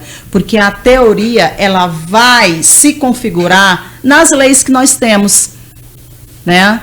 Tanto nas leis, na lei que fala sobre os estudos afro-brasileiros, quanto na outra lei que fala dos estudos sobre a cultura indígena e valorização da cultura indígena. Trazendo para essa nossa discussão esse letramento racial, todos os dias precisa ser discutido com mais afinco no contexto escolar, porque a leitura, o ambiente de leitura e de escrita, eles precisam servir para abrir mentes e buscar a construção de identidade de um povo. Então, isso está marcado pelas ideologias de quem nós somos. E hoje o povo tem assim o medo da palavra ideologia, né? Mas esse conjunto mesmo de ideias, de identidade de quem nós somos, o letramento racial hoje, ele perpassa por todas as discussões sobre a identidade, que nós precisamos saber E a gente sabe, é a partir da construção do conhecimento. Nós não podemos negligenciar o conhecimento para aqueles que ainda estão aí perpetuando essa compreensão de que tudo foi construído a partir de uma visão eurocêntrica. Não, gente, vamos descolonizar esse pensamento. É preciso descolonizar, né? Vamos nos libertar das amarras de uma ideia que nos fez cativos e quer continuar nos fazendo cativos ainda. Nós somos essa identidade de povo. A gente vai discutindo, vem tanta coisa na cabeça, se a gente não frear um pouquinho, 3 dias não, semanas e semanas. Essa questão do letramento racial tem uma frase da Djamila Ribeiro que eu acho bastante interessante, lugar de fala. Sim. Né? Porque assim, eu vou até adiantar já uma pergunta que eu já tinha memorizado aqui, eu vou adiantar a questão do lugar de fala, né? Porque eu não posso, por exemplo, eu não posso falar de parir se eu nunca pari, né? Eu posso até ter uma ideia do que é parir, mas quem é que vai ter o lugar de fala de parir é quem já pariu, né? E a Djamila coloca muito isso, que quem tem o lugar de fala para falar de negro, de negritude, é o próprio negro, né? E a gente está vendo que hoje está vindo uma leva muito grande de escritores, de historiadores negros, resgatando, recuperando, reescrevendo a história a partir desse lugar de fala, a partir do olhar do próprio negro, da sua própria dor, do seu próprio sentimento. Como é que vocês veem? A gente vê muito em rede social, muitos historiadores negros, alguns muito bons, entendeu? Pelo menos para a articulação, não falar. Como é que vocês veem essa leva de novos historiadores negros que vem reescrevendo a história do Brasil, inclusive na questão escravocrata? A gente já até falou um pouco, né, sobre da importância da população negra, escritores e escritoras, assumir esse lugar de fala, né, de escrever as suas vivências a partir do seu prisma, a partir do seu olhar. E a Conceição Evaristo é uma que fala muito isso, né? O negócio da escrevivência, né? Então, assim, ninguém melhor do que a gente para falar das nossas dores. Claro. Ninguém melhor do que mulheres negras para falar das amarras, né, que atravessam os seus corpos. Então, eu penso que essa leva de escritores e escritoras que estão vindo aí vai somar nessa força, dessa luta que a gente precisa de existência, resistência, né, e intelectualidade, que é necessária para que a gente possa fazer essa luta, né? Na literatura, já foi falado também, a Carolina de Jesus seria um bom nome, e na academia o Santos, Milton Santos, né? Sim, o Milton Santos, inclusive, ele diz assim: ser negro e intelectual no Brasil é desafio duplo. Com certeza. Eu digo, parafraseando o Milton Santos, eu digo que ser negra, intelectual, né? E essa negra, esse negro que fala, ser mulher. Gente, isso é um desafio triplo, porque de fato não é feito para nós. E quando você traz a discussão dos autores, isso passa, Paulo, por algo que é que precisa ser valorizado. Políticas públicas de valorização das identidades. Nós não podemos fechar, por isso nós não podemos fechar o olho para a política, por isso nós não podemos demonizar a política, que todas as vezes que nós abrimos a boca para dizer que não gostamos de política, nós estamos, de fato, trazendo algo muito negativo para a construção de nossas identidades. Porque e da sociedade como um todo. Porque essas pessoas, essa mulher negra, esse homem negro, esses estudiosos e escritores negros, que hoje, né, que já vem numa construção e que hoje encontram esse espaço assim, muito mais frutífero, muito mais apropriado para discutir as suas ideias, isso só é possível com políticas públicas de valorização das identidades. Então, isso é o que nós vemos hoje. Então, uma Conceição Evaristo, nós vemos aí de Djamila Ribeiro, nós vemos aí o que publicou recentemente, aquela obra lá O Pobre de Direita. O Josué Castro, parece. Não. Né, Gessé? O Gessé publicando o livro. E quando eu leio o Gessé, ele faz todo um resgate, né? Aí da história mesmo, da diacronia do que é esse pobre de direita e até que ponto essa ideia do ser pobre ela precisa ser compreendida, porque quando você desconstrói toda a sua história, quando você joga no lixo todas as suas conquistas, né, em nome de defesa de algo que não te cabe, de algo que não te representa, que história, que legado você está querendo construir? Você não está falando da Todinho, não, é Jojo Todinho, não.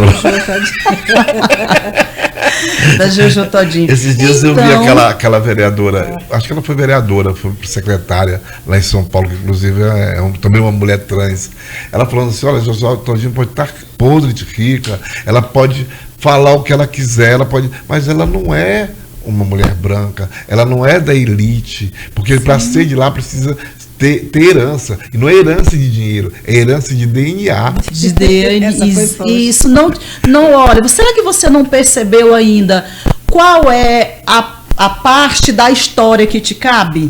Será que você não faz assim um resgate? Você não consegue ver, além das vendas, é o que o Saramago fala lá da cegueira, né? Um ensaio sobre a cegueira. Será que você não vê, além das vendas, você não consegue trazer esse resgate histórico para entender que este lugar aqui, ele não te quer, ele não te cabe, ele não te pertence? Qual é o seu lugar na história, né? E aí, quando você traz a discussão do lugar de fala, que a Djamila traz, eu tenho analisado, assim, e tem algumas críticas em relação ao lugar de fala, não sobre o que a Djamila fala, mas a inapropriação do lugar de fala, que é isso que nós estamos discutindo.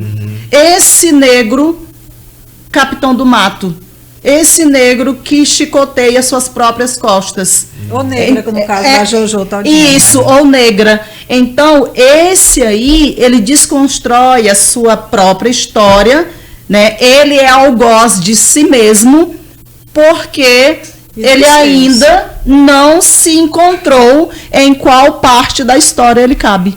Eu vejo assim, que no caso aí há uma desconstrução tão grande dentro da cabeça dele que o próprio sistema faz, que ele não consegue se ver como uma pessoa negra, ele não consegue se ver como uma pessoa excluída, ele não consegue olhar para trás e ver o pai, a mãe, o avô, o bisavô, entendeu? E chegar 150 anos atrás e imaginar o trisavô dele no toco, e sabendo que lá atrás, aquele sangue que foi derramado lá, ainda pode estar machucando aqui.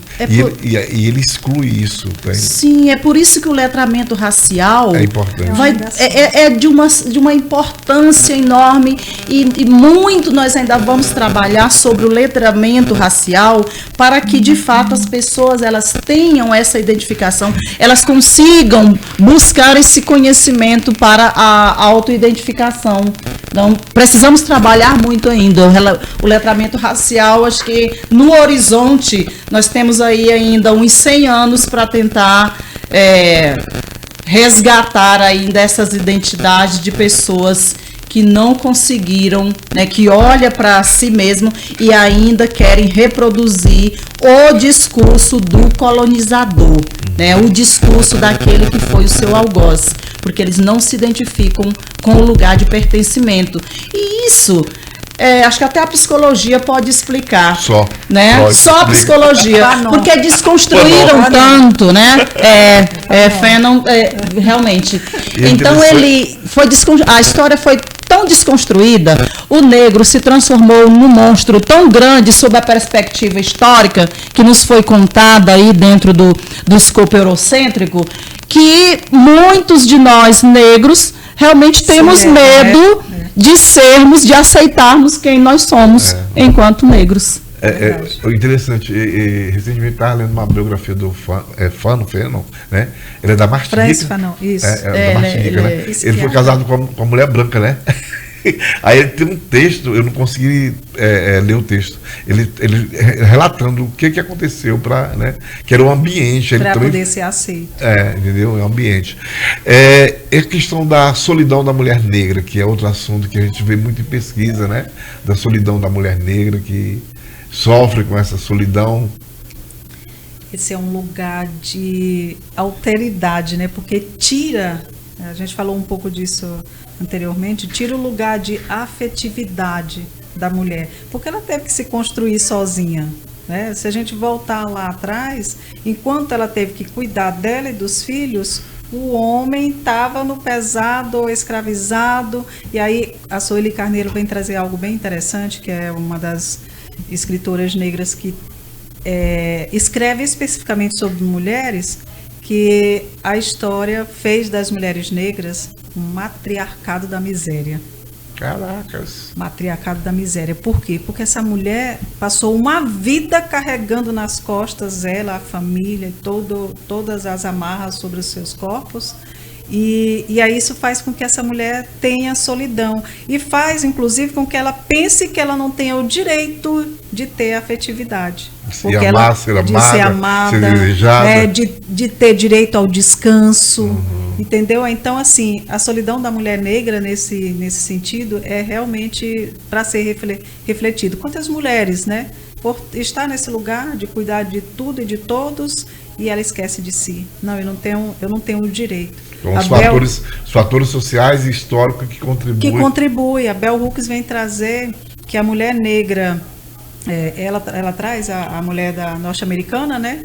Mas que essa mulher, ela era tão dura de não sentir, não se permitir sentir dor, não se permitir chorar, e ainda passava isso para as filhas. Nós não temos tempo para isso. E como quebrar esses estereotipos, professor? Como? E como quebrar esses estereotipos? Quer dizer, não quebra no salar de dedo, né? Não quebra. E aí o único viés, Paulo, assim... construir essas relações mais justas, mais afetivas e tal. Eu digo para você que o único viés, e eu tenho certeza que a minha colega concorda, é a educação.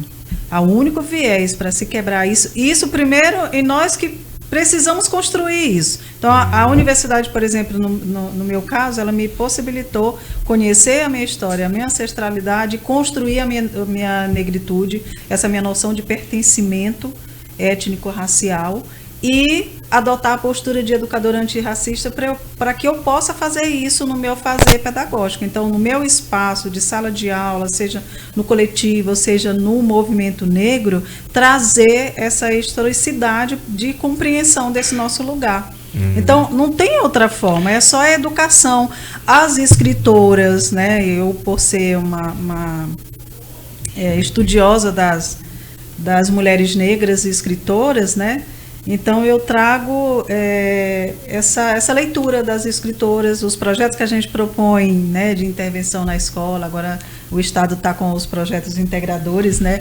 Então a gente traz o eixo das relações étnico-raciais, da interseccionalidade, de direitos humanos. Então a gente propõe as leituras dessas autoras porque elas trazem essas realidades. As realidades, sobretudo, das mulheres negras e dessas intersecções que os seus corpos, né, são obrigados a ser tratados. Então, esse é o nosso desafio. A senhora falou a questão do movimento negro. Quais os movimentos negros que existem no Tocantins e no Bico do Papagaio de forma organizada? De forma organizada, eu desconheço. No Tocantins tem, né? Olha... Agora no Bico, não. No Bico eu desconheço. Porque em 2006, quando eu fiz a especialização em História e Cultura Afro, era em Porto Nacional. E em Porto Nacional tinha um grupo na época chamado GRUCONTO, Grupo de Consciência Negra, que por sua vez o representante maior do grupo, né, ele era do Maranhão, porque o Maranhão tem um histórico, né, de movimento negro muito forte. São Luís e Imperatriz desde 2002, quando eu vim para o Tocantins, estava iniciando lá. Então eu saí de Imperatriz, mas a Imperatriz saiu de mim. E o que está faltando para a senhora em Cabeção aqui? Então, Paulo, assim, tá faltando tempo porque a escola suga demais o tempo da gente, né? E a gente até já tentou iniciar esse movimento, né? Nós tivemos aí mulheres aqui no Tocantins que nos representam. Eu não citei anteriormente, mas eu faço questão de citar agora, porque ela continua presente, semente presente entre a gente, que é Fátima Barros, que foi uma guerreira assim, de luta mesmo, uma mulher negra, quilombola, e de luta, né, e que viajava esse Brasil todo atrás de políticas públicas, não só para a sua comunidade, mas para a população negra de uma forma geral. Porque assim, né? Eu acho que um movimento desse aqui no Bico do Papagaio deveria assim, ele ser construído também com muita música mesmo forte, com a música preta mesmo, sabe? Pegar as raízes aqui do que o Maranhão tem, então... Aí eu digo para você que sabe quando eu achei que esse movimento negro ia ecoar, fluir, né, com aquele momento cultural que vocês proporcionaram lá em Praia Norte. Eu disse, acho que agora acontece. Que é um movimento da academia, né, cultural, literário, né, mas que poderia surgir um movimento negro ali. Mas a gente sabe, tem consciência das inúmeras demandas que a gente tem, que por vezes, se a gente não tomar cuidado, a gente adoece, porque as cobranças são inúmeras, né? E aí eu abro aqui um parênteses para dizer que eu só não estou doente porque eu mudei de escola, porque o meu companheiro, infelizmente, adoeceu, porque a gente sabe que síndrome de burnout está aí em todo lugar. E as escolas, infelizmente, elas cobram demais e existe muito assédio moral, inclusive para professores e professoras que assumem essa postura de fazer uma educação libertadora, seja ela antirracista, seja ela qual for. Paulo, eu vejo o cenário, o nosso cenário aqui, como realmente muito carente desse posicionamento assim, um pouco mais forte sobre as identidades. Lá nós trabalhamos, e aí eu concordo plenamente com a professora Sônia, nós trabalhamos muito, tanto a questão das leis, né, da obrigatoriedade dos estudos afro-brasileiros e indígenas, dentro das escolas, por exemplo, lá no IFTO, nós temos todos os anos o STEABI, é o Simpósio Temático de Estudos Afro-Brasileiros e Indígenas. Todos os anos nós fazemos o STEABI. Este ano mesmo, a temática do STEABI será pluralidade, letramento e diversidade. Nós vamos abordar tanto a questão racial, que vem também aí dentro desse escopo a religiosa, né, e tudo que está relacionado à valorização das identidades, da identidade do povo negro, da identidade do povo indígena. E esses movimentos, eles acontecem, mas eles estão muito dentro dos muros da escola e às vezes acontece, porque lá no IF nós fazemos os projetos de extensão, né, e quando eu fiz um projeto lá que convidei até a professora Sônia, né, era sobre as mulheres quilombolas, um projeto sobre mulheres quilombolas e quebradeiras de coco, aqui do Bico do Papagaio, estudando essa temática com mulheres do movimento lá da comunidade Siriaco, lá em Esperantina, também com as mulheres quebradeiras de coco aqui da Reserva Extrativista aqui de Carrasco. Nós fizemos esse movimento, né? Uma valorização de mulheres que na sua essência são mulheres negras e trazendo essa discussão da identidade. Mas, inclusive, nesse momento, eu até cheguei a falar com Sônia sobre a necessidade de realmente nós, como eu sei que ela já perpassa por essa discussão também, de nós trazermos isso para cá. Eu sinto falta, porque nós temos aqui universidades, nós precisamos trabalhar esse letramento racial, né, ainda com mais afinco, nesse contexto universitário, dentro das nossas produções aqui em nível local também. Eu acredito que a academia, ela é um espaço de construção também dessas identidades, né? De trazer essa reflexão, de trazer essa ação. Então, acredito que fica aí uma proposição para que nós façamos, para que nós abracemos, né, essa discussão como pessoas negras, como pessoas que entendem a importância, que vê a importância desse letramento racial, né, o quão ele é urgente, até mesmo para a própria sobrevivência histórica a preservação da história, a valorização da história. Então, nós vivemos numa região essencialmente de povo negro, uma região de conflitos, uma região de muitos contatos, né? Porque esse Bico do Papagaio aqui tem muitas histórias. E o povo daqui precisa realmente desse letramento racial. Então, estamos aí para além dos muros da escola, dos projetos de extensão, trazer isso, né, com mais afinco para a sociedade. E como equilibrar a valorização da resistência, sim, sem romantizar o sofrimento da mulher. E como vocês veem essa questão da vulnerabilidade da mulher, que é muito colocada na sociedade? Eu percebo já até mencionei antes, essa vulnerabilidade, ela é colocada como uma forma de silenciamento. Ou seja, é preciso considerá-la frágil para que ela permaneça no seu lugar de fragilidade. Então, essa mulher, de certa forma, ela está incomodando, ela está criando espaço, porque quanto mais nós somos forjados na luta, mais nós aprendemos a lutar. Verdade. E a mulher, ela tem conquistado esse espaço assim de forma estratosférica. Ela tem atingido lugares que não eram para ela. E vão mascarar toda essa conquista, né, vão tentar silenciar com esse discurso da fragilidade. A mulher, ela não quer ser considerada frágil. A mulher, ela quer ser respeitada dentro das suas conquistas, né? Dentro daquilo que ela se propõe a lutar. Quando você vem com o discurso, né? Quando o discurso masculino tenta se impor, aí sob a perspectiva da fragilidade feminina, é porque, de fato, é o medo de perder o espaço para essa mulher que é lutadora, para essa mulher que sabe qual é o seu potencial e que ela não vai abrir mão de chegar onde ela quiser. Então, é preciso silenciá-la de alguma forma, nem que seja com essa ideia da romantização do ser feminino.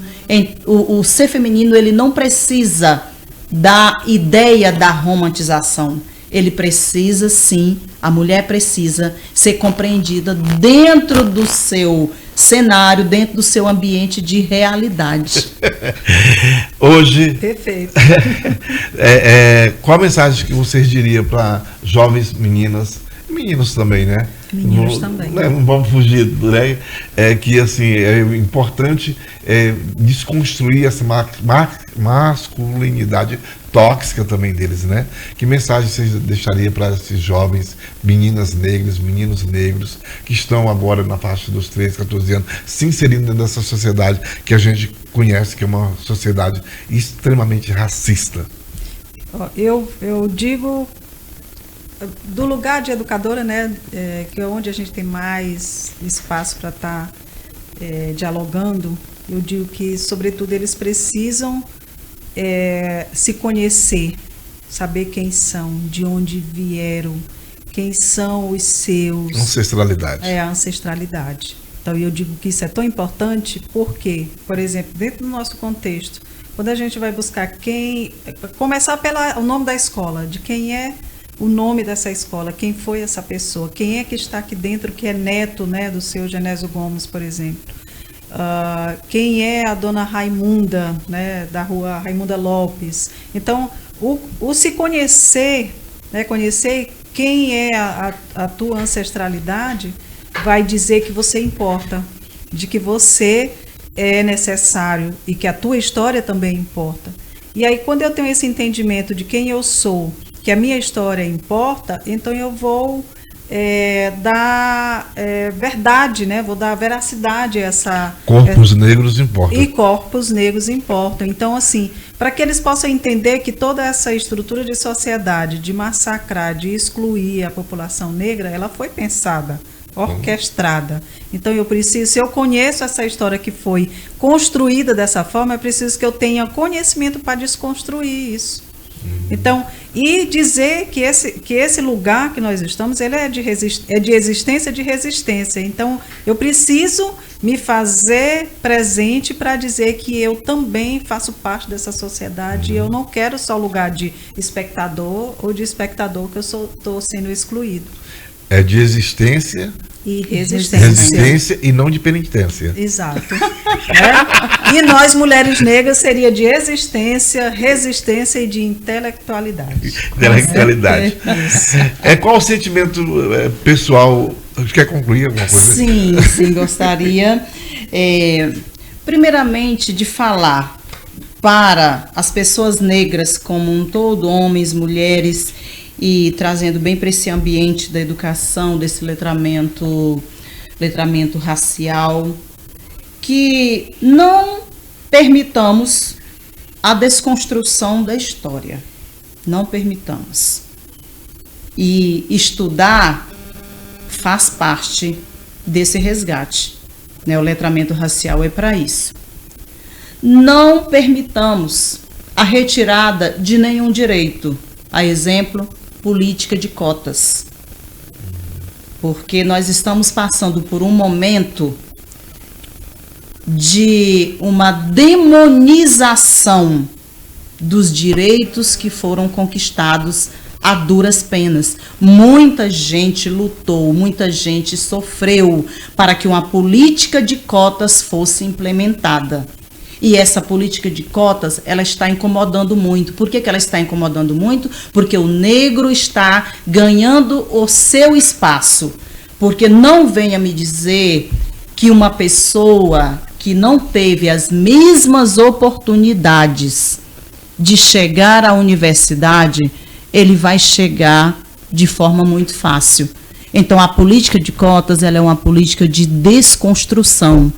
Vamos lutar para manter, sim, as cotas raciais, porque é um direito nosso e muito caro que está sendo retirado. Então, para homens, mulheres, meninos e meninas negras, né, que estão aí na seara da universidade, por uma política de cota, que é algo inclusivo, que é uma oportunidade que muitos só têm essa oportunidade. Não é porque que tenha QI menos elevado, não. É porque a própria história, ela não foi favorável para que você chegasse onde o outro, o homem branco, chega. Porque o caminho foi preparado para ele. Para você não foi. A política de reparação. É uma política de reparação. Então, não deixe que esse direito, ele seja, ele se acabe. Não deixe que esse direito seja tirado. Para as meninas especificamente, né, as meninas negras, nós já tivemos muitas conquistas. Essas conquistas, né, a mulher no poder, a mulher negra, ela sofre muito, ela tem muito mais desafios por ser mulher. Então, essas meninas que estão aí, elas precisam estudar, principalmente, porque pela educação, né, já o próprio Paulo Freire, quando ele fala, e olha que Paulo Freire não falou de letramento, mas ele disse, a leitura de mundo precede a leitura da palavra, mas é preciso a leitura da palavra para que haja realmente uma compreensão das coisas, né, com mais desenvoltura, com mais esclarecimento. E aí a mulher, ela conquista esse seu espaço por meio do conhecimento. E isso incomoda. Então, que as meninas negras, não deixem de estudar, porque essa pode ser a sua única forma de ascender socialmente, de mudar suas vidas, de se tornar uma pessoa com mais conhecimento mesmo, né, de galgar os espaços que você quer chegar. O caminho é a educação. E trazendo a discussão da grande Conceição Evaristo, né, só reiterando aí, porque ela diz que, de fato, nós precisamos, as portas estão sempre fechadas para o negro e principalmente para a mulher negra. Essas portas estão fechadas. E aí nós precisamos forçar as passagens. E essa passagem, essa porta precisa ser empurrada, porque ela não está só encostada, ela está cerrada. Então vamos empurrar essas portas. Mulheres, meninas, mulheres negras precisamos lançar mão desse desafio de entender quem somos nós, qual é a nossa necessidade e o que o mundo preparou para que nós continuemos no lugar em que uma cultura eurocêntrica, uma cultura de colonização quer que a mulher realmente continue silenciada. Me veio aqui na cabeça umas 2 vezes o nome dela para falar e terminei esquecendo. Nós falamos da Djamila Ribeiro, falamos da Conceição, mas esquecemos de uma figura também impar, Lélia Gonzalez. Lélia Gonzalez. Lélia Gonzalez. Inclusive, ela foi assassinada pelo, né? Ela sofreu feminicídio, não foi, não? Não foi a Lélia, foi a Beatriz Nascimento. Isso, a Beatriz Nascimento, que também era uma figura... Ela falou, a Beatriz falou muito do negro dentro da universidade, de ocupar espaço universitário. A Lélia, ela foi muito do movimento negro, né? Ela discutiu muito sobre a participação, não só do homem, mas como da mulher. E ela trouxe, inclusive, essa dualidade de competição ainda dentre os nossos, né? Então, ela também traz muita contribuição. Todas as duas morreram jovem, né? Sim. O Fanon também morreu jovem, né? Eu só queria fazer um acréscimo na fala da colega, que foi perfeito aqui no final, que essas portas empurradas, que são necessárias ser empurradas, para que nós possamos ocupar todos os espaços que nos foram negados. Com certeza. Eu vou falar como homem. Que nós negros também ocupemos todos os espaços que nos foram negados. Não é um pires na mão, é reparação histórica. Sim. Foram 358 anos de escravidão. Aí o pessoal vai falar assim: mas havia escravidão, não sei onde. Escravidão mercantil, como houve nas Américas. A carne mais barata do mercado. Foi só nas Américas, entendeu? E assim, pra gente finalizar, qual o sentimento pessoal de vocês viverem sobre, vocês mulheres, viverem sobre esse patriarcado cheio de privilégio para homens, que objetifica a mulher, sabe, principalmente, antigamente falava muito na mulata, né? Hoje o termo nem se usa mais, né? Termina assim, como se fosse realmente objeto. Como é que vocês se veem no dia a dia? Não adianta, que a gente sabe que isso é no dia a dia. Infelizmente, né? Olha, eu quero dizer que eu fico feliz em participar de um programa que um homem negro está à frente, mas que tem essa sororidade, né? Que tem essa compreensão desse nosso lugar. E ter os homens ao lado nessa luta, eu penso que seria bem benéfico, porque infelizmente essa ainda é uma cultura machista, é uma cultura que a gente precisa desconstruir. E como somos mulheres, né, que trabalham fora, mas mulheres casadas, mulheres que têm os seus companheiros, mães, avós, que eu também sou avó, a gente precisa trazer esse discurso, esse diálogo, essa narrativa para os nossos companheiros, para os nossos filhos, não só dentro dos nossos espaços de trabalho, né? É um desafio, Paulo, porque é um lugar de um homem que foi construído assim. Ele precisa, primeiro, ter noção de que é uma desigualdade, né? Desigualdade de gênero em todos os aspectos, não só histórico, mas é político, é social, é econômico, né? Então, primeiro a gente precisa ter essa compreensão e trazer isso para quem está ao nosso lado, começando pelos nossos companheiros, filhos, né? Eu penso que... Eu lembro que eu participei de um curso sobre feminismo e muito inocentemente eu discutindo com o Francivaldo, falando, né? Olha o que essa autora traz, olha o que é interessante, assim... Não foi de propósito. E aí, ao mostrar e ao dialogar com ele, eu trouxe a possibilidade dele conhecer esse universo dessa luta. E depois ele agradeceu. Ele disse, olha que interessante.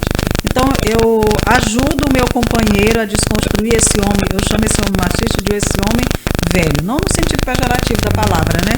Mas esse homem velho com esse comportamento, com essa postura. Ideias ultrapassadas. Né? De ideias ultrapassadas, de se sentir superior, de subjugar, né, a mulher, seja a sua companheira, enfim, qualquer mulher que esteja ao seu lado. Então, esse é o nosso desafio maior. Incomoda? Incomoda, mas a gente precisa ter essa compreensão e seguir. Eu acredito que esse espaço, primeiro, de discussão, aqui esse podcast, esse momento em que nós estamos vivendo aqui, já agradeço assim, muito pelo espaço de voz. E muito sugestivo o nome do podcast ser Eco da Voz, né?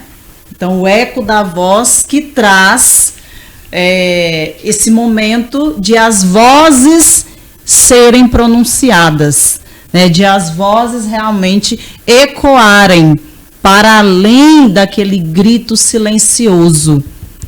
Então, nós estamos aqui trazendo essa discussão do letramento racial, da mulher dentro dessa sociedade que é machista, né, que é misógina, dessa sociedade que ainda vê a mulher como algo objetificado, dessa sociedade que tem medo da mulher. Que não tenham medo. O homem, ele não precisa ter medo da mulher, ele precisa ter respeito pelas suas conquistas, ele precisa ter respeito pelo outro ser. Nós precisamos, acho que o nosso desafio é estar cada vez mais ensinando nossos filhos homens, a serem homens não machistas, a serem homens respeitosos. E eu vejo a discussão do ser negro, do homem negro, da mulher negra e do machismo. Eu vejo essa discussão pelo seguinte viés: o homem negro, que tem seus desafios, né, assim como a mulher negra também tem, ele está numa luta constante, né, para essa identidade, a valorização da identidade. E o ser humano, o homem, ele precisa também desconstruir essa ideia de deixar para trás esse comportamento machista, deixar de lado isso que não cabe mais nesse contexto em que nós vivemos. Precisamos de homens que realmente sejam homens na integridade da palavra, né, na grandiosidade da palavra. E isso não cabe machismo, isso não cabe misoginia, isso cabe valorização, cabe respeito. Então nós somos todos seres, né? Somos todos seres humanos. Não precisamos, não agrega nenhum valor de desconstrução, nem do negro em relação aí a postura do branco em relação ao negro. Isso não vai fazer com que a sociedade seja uma sociedade mais justa, assim como também o homem precisa perceber que a mulher, ela não precisa ser desconstruída para ele existir. O homem, na sua integridade, esse homem masculino, esse homem realmente íntegro, ele já percebeu isso, né? E ele consegue tranquilamente ser ainda maior do que ele já é quando ele percebe a grandiosidade também da mulher e o respeito que ela deve ter. Não é simplesmente merecimento, não é estar aí pedindo para ser valorizada. É um respeito que nós precisamos cada dia como mulheres impor de fato, porque é assim que a história nos deu a oportunidade e é assim que nós vamos continuar lutando. E é assim que a história mostra também, né? Sim. Muito obrigado pela participação de vocês. Nós recebemos aqui a professora Francinete Barroso e a professora Sônia Conceição. E eu agradeço muito, espero que a gente tenha contribuído de alguma forma para essa construção e valorização da mulher, do povo negro, da cultura do povo negro. É um debate aqui que nós passaremos 2-3 dias aqui e não encerraria, ia lá em cima, voltava, entendeu? Porque são muitas coisas, deixamos de tocar em muitas coisas de nossa cultura, como música, por exemplo, como a religiosidade realmente propriamente dita, né? A literatura, focamos mais no que nós nos propomos que essa discussão da mulher conquistando seus próprios espaços, em especial a mulher negra, né? Nós agradecemos aqui o podcast Eco da Voz, aqui da FM, Gazeta FM, agradece a participação de vocês. Gratidão, Paulo.